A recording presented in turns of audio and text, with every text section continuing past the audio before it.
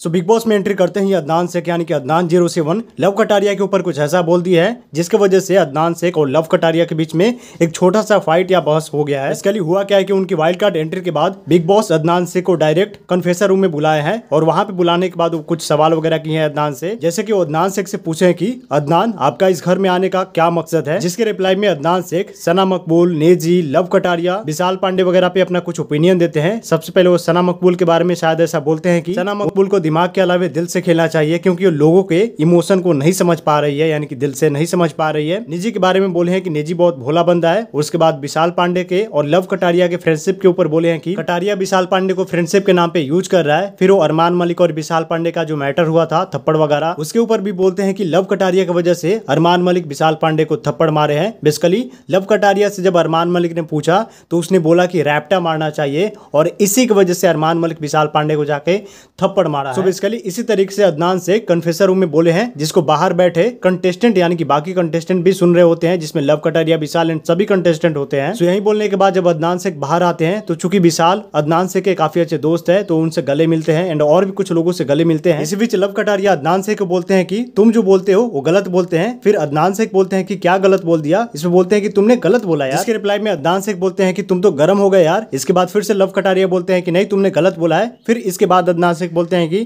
क्या गलत बोल दिया है भाई। इसी के बाद इनके बीच में थोड़ा सा बहस होता है, बट चूंकि वहां पे अदनान नए होते हैं, मींस की अभी एंट्री किए होते हैं, तो लव कटारिया भी साइड हट जाते हैं और विशाल पांडे भी समझा के अलग ले जाते हैं, मतलब कि दोनों अलग हट जाते हैं। ओवरऑल देखा जाए तो इनके बीच में अभी माहौल गर्म हो चुका है। अब लेट्स सी आगे आगे क्या होता है। बट आपको क्या लगता है, इनके बीच में कोई लड़ाई आगे हो सकती है बड़ा वाला? कमेंट में बताना।